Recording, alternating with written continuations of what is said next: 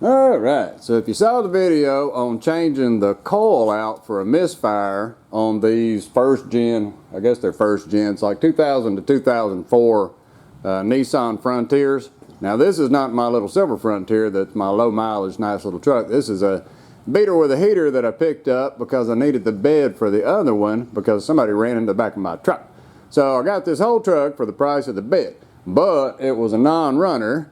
And it was a non-runner because the ECU was out, but the previous owner had changed the distributor, and when I got it and I put the ECU in, it wouldn't start. So I figured I'd show real quick how to set the distributor up on these, because fortunately I had my other truck and I could just go look at it physically.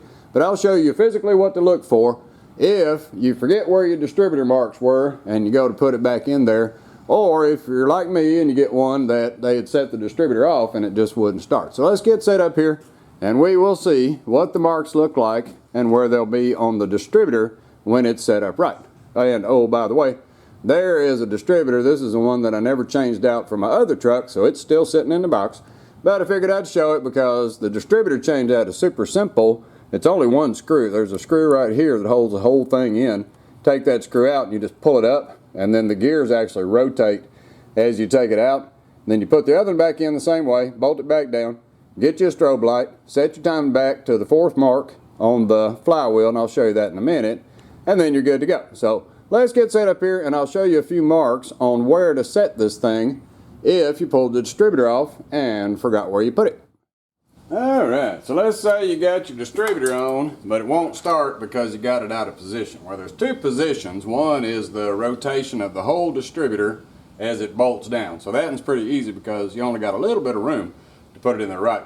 But the other is actually the gearing. And so what we got to do is look at the gearing. So let me pull this guy off here real quick. Now, this truck's all timed, everything's fine on it. I'll start it up at the end and you can see the timing on it. But to get the cover off, it's just 2 screws.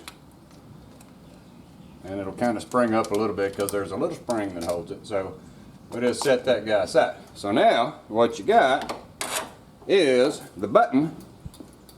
Right down here you can see the button for the distributor. Now this guy rotates as the motor rotates, and he runs around and he hits the little points that are inside of there and it fires up. So where is the initial timing of this thing? Well, let me take the camera off the stand and I'll shine it in there and I'll show you about where you got to put it.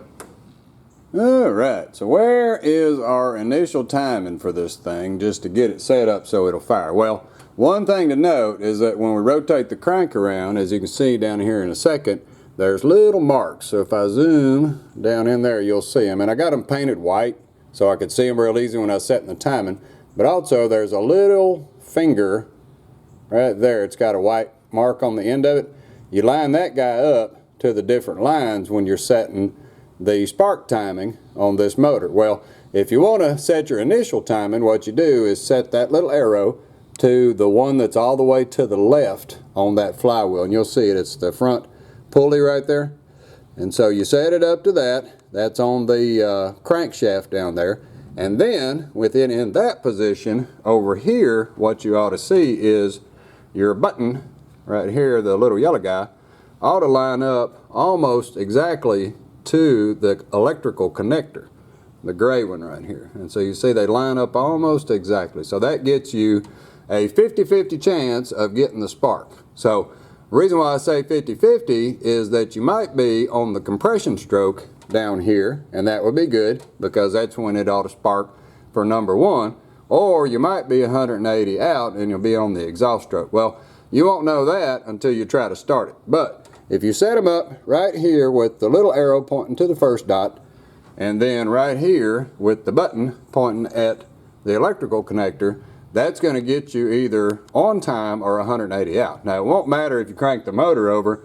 If it's 180 out, it just isn't going to fire. So what you'd have to do is then take the bolt out right over here, pick the whole distributor back up, rotate the gear and the button around, and put it back so that you're 180 once you put that back on the mark again. When you try to crank it, you'll have to crank it around again. So you'll see that if it lines up here again, you'll know you got to rotate it. If it ends up when you put it on the mark down there after you try to start it, put it back on the mark. If it ends up over here, you're just going to pick it up, rotate it 180, and put it back in there. If it ends up over here when you try to start it and then you put it back, then you're going to want to rotate the crank one more time, get it so that it's back here, and then pick it up and move it over here 180. So it's pretty simple once you get it that far. Then that gives you a base time to at least get it started, and make sure that when you're setting all that up that you got that little screw that's right on the side, kind of hard to see in the camera, right down there. Make sure that thing's about in the center when you're setting everything up, and that gives you a little bit of room to play with your timing with the timing light. So what we'll do, I'll put the distributor back on now that you see where the timing marks line up.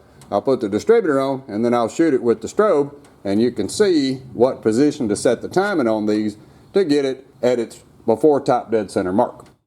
Alright, so with our distributor back on, so everything's hooked back up, just 2 screws. Now, if I was going to set the timing, I'll check the timing, I'll put the camera down there to show you what I'm looking at for timing. But all you would do at this point is you rotate the entire distributor, shaft and all, by that one little screw. You just loosen it up enough that you can move the distributor back and forth. And you need to get you a strobe light, timing light, and you're going to hook it up to the #1 wire. And so we got it to the #1 wire, and we're hooked up to the battery. So now let me go start the truck, and then I'll shine the light and the camera down in there and show you that you need to be on about the 4th mark. Now, some people say to disconnect these little connectors right here. I didn't do it. I checked it on my other truck, and it was on the 4th mark with them connected. So I just put this truck on the 4th mark with those connected as well.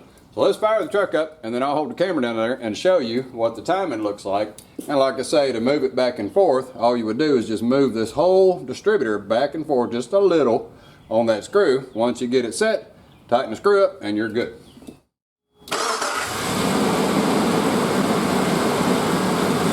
Alright, so with the motor running, you probably can't hear me really well, but I'll take the camera and we'll shine it down in there, and I'll show you what these marks look like. So all we do is get our timing light here, and then every time it rotates you can see it blinking. So I'm just going to shine it right down in the hole. You can see right now with it cold, it's running between the 4th and the 5th on the little blinking.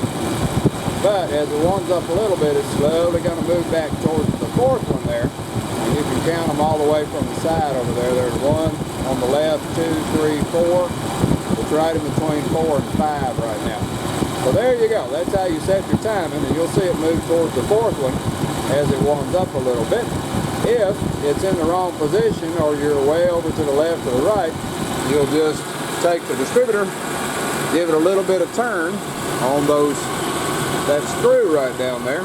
So just turn this and keep strobing and set it on the 4th mark, and you should be in pretty good shape. Well, alright, I hope that helped someone with changing out a distributor. And like I say, it's super simple. When you pull it out, you'll see how easy it is. You just got to make sure you put it back in the right spot. Well, alrighty. Well, thanks for watching.